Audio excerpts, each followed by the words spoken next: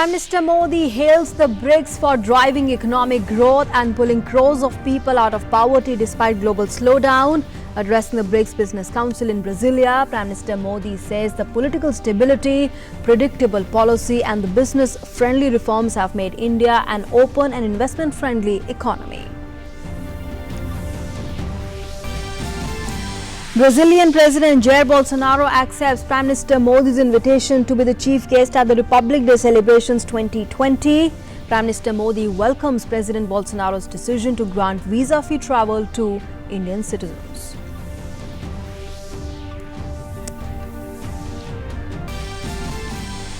Prime Minister Modi holds bilateral meeting with the Russian President Vladimir Putin and Chinese President Xi Jinping, the first bilateral regional forum at the level of Russian provinces and the Indian states to be held next year.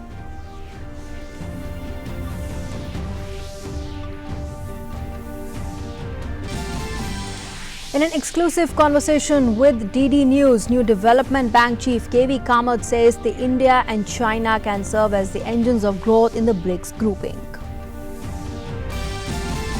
Supreme Court set to deliver key judgments today. The decisions expected in the review petitions related to the Rafale purchase and the women's entry into the Sabrimala temple.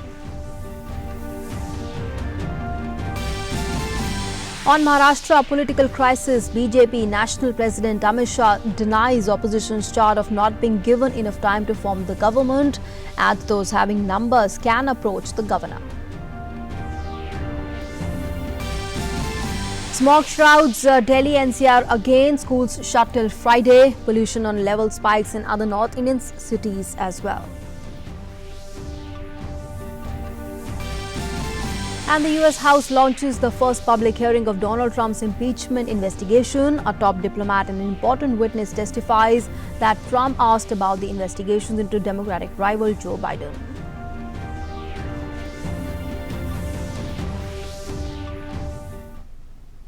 Hello and welcome. You're watching Doordarshan News with me, Nancy Kohli. Top story. Prime Minister Modi spoke at the BRICS Business Forum, highlighting the significant contribution of the BRICS businesses in fueling the engine of global growth. Calling for increased cooperation to achieve ambitious targets for intra-BRICS trade, he invited the partner countries to invest in India. Here's more. Prime Minister Narendra Modi, who arrived in Brasilia to attend the 11th BRICS Summit, addressed the BRICS Business Council. Listing India's achievements over the last 5 years, he invited companies from BRICS partner nations to invest in India. Bharat में political stability, predictable policy और business friendly reforms के कारण दुनिया की सबसे open और investment friendly economy है। 2024 तक हम भारत को $5 ट्रिलियन की इकोनॉमी बनाना चाहते हैं। सिर्फ इंफ्रास्ट्रक्चर में ही $1.5 ट्रिलियन निवेश की आवश्यकता है। भारत में असीम संभावना है, अनगिनत अवसर है।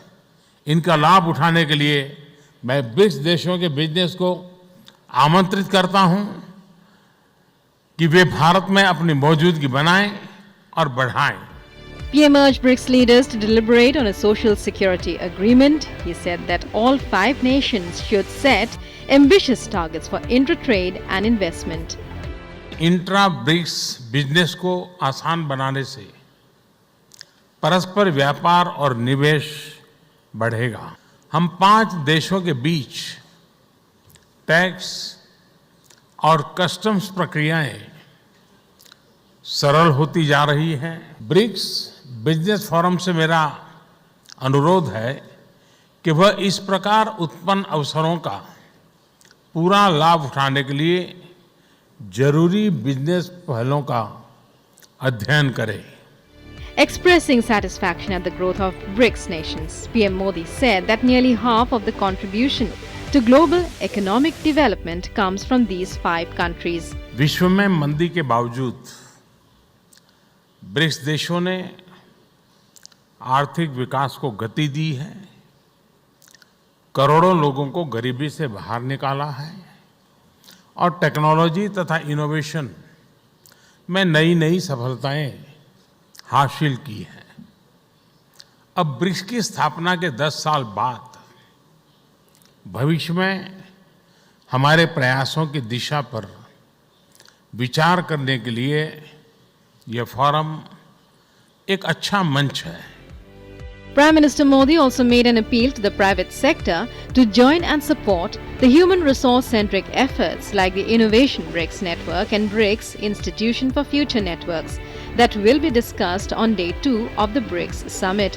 Outlining the complementarities of all 5 countries, Prime Minister suggested that 5 such areas be identified before the next summit.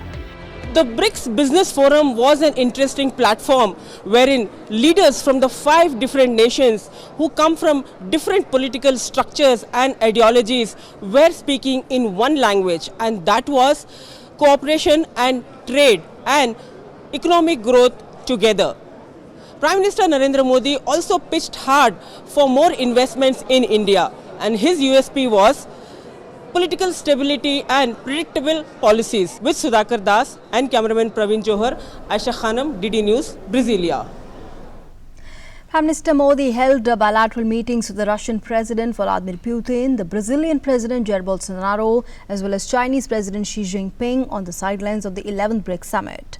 The Brazilian President Jair Bolsonaro has accepted Prime Minister Modi's invitation to be the chief guest at the Republic Day celebrations 2020. In their first meeting after RCEP, Prime Minister Modi hailed the relationship he shares with President Xi that has now matured into a relationship of trust and friendship. Prime Minister Modi and President Putin decided that the first bilateral regional forum at the level of Russian provinces and Indian states will be held next year to dismantle the barriers of trade at the regional levels. Here are the details.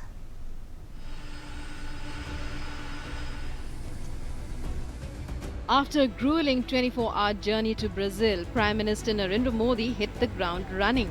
His first engagement within hours of touching down was a bilateral meeting with Russian President Vladimir Putin on the sidelines of the 11th BRICS Summit. This was their 4th meeting of the year. It began with a warm embrace away from the media glare. Both leaders reviewed the progress made in the bilateral relationship since the Prime Minister's visit to Vladivostok. PM specifically mentioned the successful visits of the Ministers of Defence and Petroleum and Natural Gas to Russia. President Putin reiterated the invitation to the Prime Minister to visit Moscow to participate in the Victory Day celebrations next year, which PM Modi gladly accepted. काफी विस्तार से कई विषयों पर चर्चा हुई है और इसलिए मैं समझता हूं कि ये हमारी गति बहुत तेजी से आगे बढ़ रही है और मई महीने में विजय दिवस पर आपने मुझे निमंत्रण दिया है। मुझे खुशी है, मैं इंतजार कर रहा हूं, फिर एक बार आपके साथ बैठने का मुझे मौका मिलेगा। The two expressed satisfaction that the $25 billion target of bilateral trade by 2025 has already been achieved. They decided that the first bilateral regional forum at the level of Russian provinces and Indian states will be held next year to dismantle the barriers of trade at the regional level. President Putin highlighted the potential of the Arctic region in natural gas and invited India to invest in the region. The progress made in the field of infrastructure, particularly railways, was discussed. Progress made on the Nagpur-Secunderabad sector railway line was also reviewed. Cooperation in the defence sector and in the field of civil nuclear energy also came up. Prospects of cooperation in civil nuclear energy in third countries was welcomed by both leaders. Next was the bilateral meet with host President Bolsonaro. Prime Minister Modi invited the Brazilian president to the Republic Day 2020, which he accepted gladly.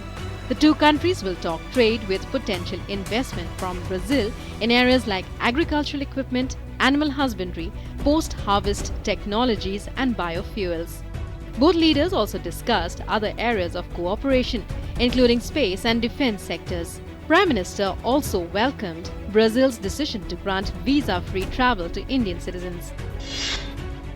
In his first meeting with President Xi Jinping after the RCEP summit, Prime Minister warmly recalled the journey of India-China ties as well as their friendship. He said the journey that began with their first meeting in 2014 during the 6th BRICS summit in Fortaleza has transformed into a unique one. इतना विश्वास और इतनी मित्रतापूर्ण संबंध बनना ये अपने आप में बहुत बड़ी बात है और मैं मानता हूं जैसा आपने कहा कि चेन्नई में जब हम मिले हमारी यात्रा को एक नई गति मिली, नई ऊर्जा मिली आपकी बात सही है कि ट्रेड एक बहुत महत्वपूर्ण विषय है, वैश्विक संदर्भ में भी है और बायलैटरल संदर्भ में भी है। और मैं चाहूँगा कि बायलैटरली जितनी ट्रेड की हमारी चर्चाएं हुई है उसके कुछ ठोस नतीजे लाने में अगर हम सफल होंगे तो हम बहुत चीज़ों को आगे बढ़ा पाएंगे। President Xi Jinping thanked Prime Minister Modi for hosting him at the second informal summit in Chennai. He invited the Prime Minister for the third informal summit in China in 2020. The two leaders agreed that the new high-level mechanism on trade and economy should meet at an early date. The upcoming meeting between special representatives on boundary issues was discussed. Both leaders reiterated the importance of maintaining peace and security in the border areas. They also exchanged views on multilateral issues including WTO, BRICS and RCEP. All the three bilateral meetings that Prime Minister Narendra Modi held in Brasilia added new touch to the ties with Russia, China and Brazil. From the warm hug for President Putin to invitation to the President of Brazil, Bolsonaro, to attend next year's Republic Day celebrations, these meetings had a common thread, and that was Prime Minister Narendra Modi's personal touch. With Sudhakar Das and cameraman Praveen Johar, Aisha Khanam, DD News, Brasilia. And the 11th BRICS Summit will see a special focus on the new development bank. Prime Minister Modi was present when the bank was set up during the 6th BRICS Summit in Fortaleza in 2014. The bank came into formal existence in 2015 with its first president from India. Our correspondent Aisha Khanam caught up with KV Kama, the president of the new development bank, for an exclusive conversation. How satisfied are you with regard to the success of this bank ever since it was started? Well, I think the success, the contribution of our members, I think is paramount in the success of the bank. We will end the year with a loan book of around, approval book of around 14 or 15 billion dollars. Which are the areas that these loans are going to, which are the focus areas? But if I were to map the areas, you can probably say 4 or 5 key areas: power, roads, particularly in India, rural connectivity, rural roads, water to villages, and these have been our priorities by and large. In other countries, there have been other projects like metros. In India also, we have done 2 metros. So basically a wide range of basic infrastructure.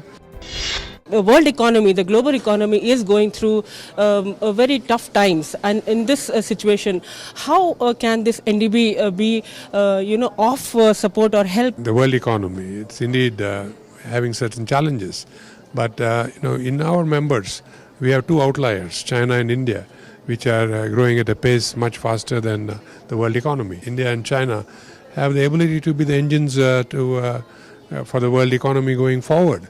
And I think that's the message I'm getting at this summit, that this is where the future is. So will the CRA be increased? We will look at that as we go along, but clearly yes, the opportunity is with India. Indian businessmen are looking forward to a regional office for India soon, because this will help the industry, seek assistance from the bank. We are on schedule to open India office maybe in the first quarter of next year, if not the second quarter. But we are targeting first quarter of next year for the India regional office. It's a very interesting aspect that BRICS now recognizes women empowerment through entrepreneurship, and now the women's network is going to be launched.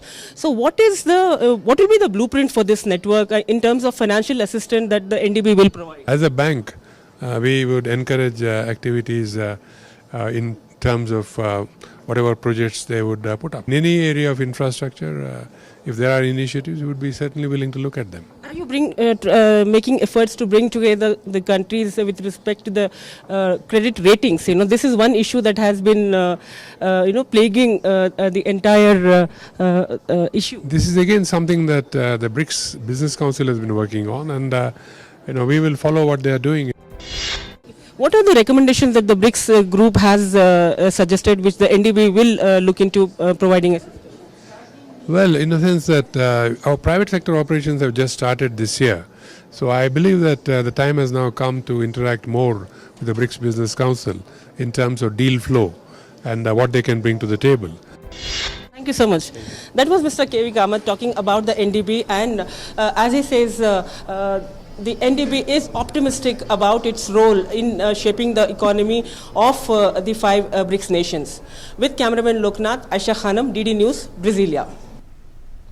And on day 2 of the 11th BRICS Summit later this evening, BRICS leaders will meet the BRICS Business Council and the New Development Bank today. A delegation of industrialists from India will also attend the event. The BRICS leaders restricted the session as well as the plenary sessions will also play out today. A BRICS MOU between trade and investment promotion agencies will also be inked. And talking of the expected outcomes, the establishment of a Women Business Alliance as well as the launch of the iBRICS or an Innovation BRICS network is on the cards. The launch of a BRICS Institute Future Network is also likely. Our correspondent in Brasilia puts day 2 into context. The concluding day of the 11th BRICS Summit at Brasilia will be an interesting day, as it will start with the family photo of all the 5 leaders here at Brasilia. And at the Itamaraty Palace, it will be the leaders who will come face to face with the Business Council, and they will listen to the recommendations the industry captains have made for economic growth and cooperation in the regional trade. And it is from here that the BRICS will take forward its agenda for economic growth for an innovative future.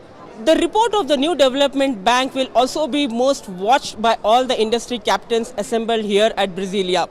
And the New Development Bank is expected to make some announcements. And as the president of the New Development Bank spoke to DD News and told us that very soon India will have its regional office, it is a reason to cheer for the industry captains in India. With Sudhakar Das and cameraman Praveen Johar, Aisha Khanam, DD News, Brasilia. And news now from back home, and today is another big day in the Supreme Court where verdicts will be delivered on the review petitions in the Rafale purchase and the Sabrimala temple matters, apart from the contempt plea against Congress leader Rahul Gandhi. The Chief Justice of India, Ranjan Gogoi, is set to retire on 17th November. After delivering crucial verdicts on Ayodhya, Karnataka and the CJ's office to come under the RTI ambit, the Chief Justice of India will be delivering 2 important verdicts on Thursday. On Thursday, Supreme Court is scheduled to pronounce its verdict on a batch of petitions seeking re-examination of its decision to allow the entry of women of all the age group in Kerala's Sabrimala temple. And another verdict will be pronounced on the Rafale fighter jet deal. The Supreme Court is scheduled to pronounce on 14th November its verdict on petitions seeking a review of its judgment in the Rafale fighter jet deal with French firm Dassault Aviation. On the 10th of May, the Apex Court had reserved the decision on the pleas, including one filed by former Union Ministers Yashwant Sinha, Arun Shourie and activist lawyer Prashant Bhushan, seeking a re-examination of its findings that there was no occasion to doubt the decision-making process in the procurement of 36 Rafale fighter jets. The petitioners had filed a rejoinder stating that the 14th December 2018 verdict should be subjected to review as it was based on multiple falsehoods and suppression of material and relevant information. The top court had dismissed the plea filed by Yashwant Sinha, Arun Shourie and Prashant Bhushan, who sought investigation into alleged irregularities in the Rafale deal. The Apex Court, by a majority verdict of 4:1 on 28 September 2018, had lifted the ban that prevented women and girls between the age of 10 and 50 from entering the famous Ayyappa shrine in Kerala, and had held that this centuries-old Hindu religious practice was illegal and unconstitutional. The 5-judge bench Constitution had heard the pleas in an open court and reserved its decision after hearing the parties, including the Naya Service Society, Tantri of the Temple, the Travancore Deswam Board and the state government in favour and against the review plea. With inputs from Vikas Sarthi, DD India. And in another significant decision, the Supreme Court also on Wednesday upheld the disqualification of 17 Congress JDS MLAs of Karnataka, but allowed them to contest the upcoming by-polls on 5th December. The Apex Court struck down the portion of the order of then Speaker K. Ramesh Kumar by which the legislators were disqualified till the end of the term of the 15th Karnataka Assembly. The court said if elected in the by-polls, these disqualified MLAs can become ministers or hold public office. The Apex Court also said that a speaker is not empowered to disqualify a member till the end of tenure of the Assembly. And within hours of the Supreme Court paving the way for the disqualified Congress and the JDS MLAs to contest the 5th December by-polls for 15 seats in Karnataka, Chief Minister B.S. Yediyurappa said that they will be joining the BJP.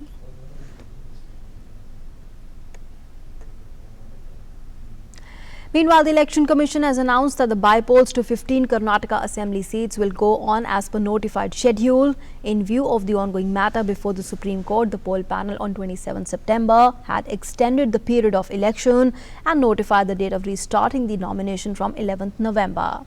The candidates can file their nominations by 18th November. And all the submitted nominations, including those submitted between 23rd September and 27th September, will be taken up for scrutiny on 19th November. The polling will be held on 5th December and the counting will take place on 9th December. Amid the power tussle in Maharashtra, the BJP National President Amit Shah has slammed the estranged ally, the Shiv Sena, over new demand of chief ministerial post. Speaking on collapse of the alliance with the Shiv Sena, the BJP president said that during the assembly campaign, Prime Minister Modi and he himself had said many times that Devendra Fadnavis will be the chief minister if the alliance secured majority. And over the Maharashtra governor's role in recommending the president's rule in the state, Amit Shah said that the Maharashtra governor has not denied chance to any party to form the government in the state after the elections. He said if any party has the numbers, then they can approach the governor to stake a claim. Meanwhile, a series of meetings were held by senior leaders of the Congress and the NCP in Mumbai to finalize a common minimum program before any deal is sealed with the Shiv Sena on the government formation. Shiv Sena Chief Uddhav Thackeray also held a meeting with the Maharashtra Congress leaders where he said that the talks are going in the right direction and decision will be taken at an appropriate time. However, the Maharashtra Congress Chief Balasaheb Thorat described the meeting with Thackeray as only a courtesy call. The Haryana cabinet will be expanded today as the coalition government partners, the BJP and the Jan Nayak Janata Party, have finalized the number of ministers to be inducted in the cabinet. Governor Satyendra Narayan Arya will administer the oath of office in secrecy to the ministers at the Haryana Raj Bhavan in Chandigarh.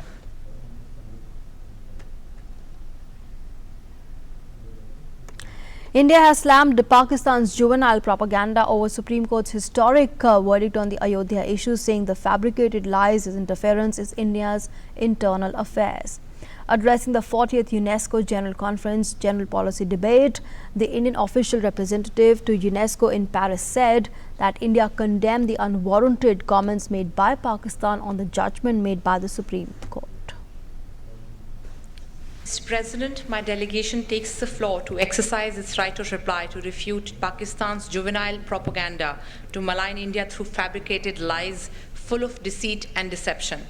We condemn the unwarranted comments made by Pakistan on the judgment of the Supreme Court of India. The judgment is about the rule of law, equal respect for all faiths, concepts that are alien to Pakistan and its ethos. The remarks came after Pakistan's Education Minister Shafqat Mahmood expressed his dismay at Supreme Court's decision on the Babri Mosque, which he said was not in line with UNESCO's values of religious freedom.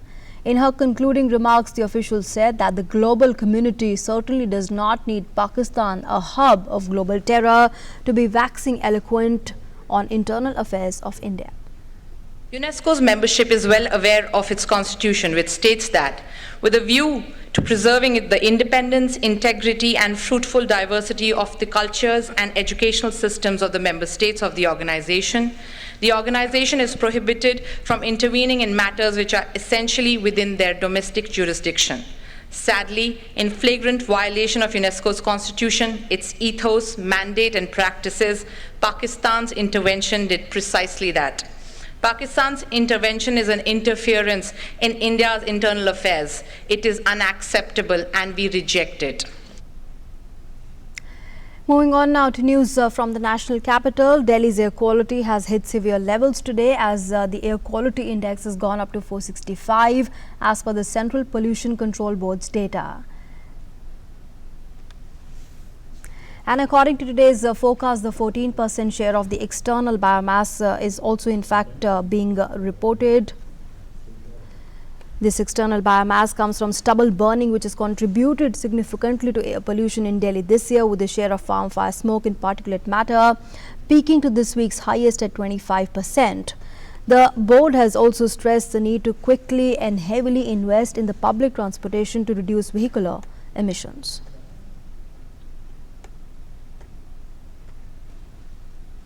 And the noxious smog resulting from raging farm fires and unfavorable weather pushed pollution in Delhi-NCR towards the emergency zone on Wednesday, prompting authorities to order closure of schools till 15th November, a second time in 2 weeks. The Environment Pollution Prevention and Control Authority also extended the ban on hot mix plants and stone crushers in Delhi-NCR till 15th November. The authority directed that all the coal and other fuel-based industries which have not shifted to natural gas or agro-residue will remain shut in Faridabad, Gurugram, Ghaziabad, Noida, Bahadurgarh, Bhiwadi, Greater Noida, Sonipat and Panipat till 15th November. And moving on now to international news, the US House of Representatives launched momentous televised impeachment hearings as Democrats seek to make the case to the American public that President Donald Trump abused the powers of his office. Trump faces the most perilous challenge of his tumultuous 3-year tenure in the White House as the public impeachment hearings began under the glare of live television cameras. Nancy Pelosi, the Democratic Speaker of the House, said the probe was necessary to show Trump he cannot do whatever he wants.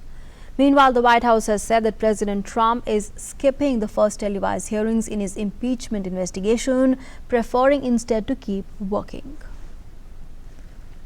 And with that, it's a wrap on this edition of the news. Thanks for being with us.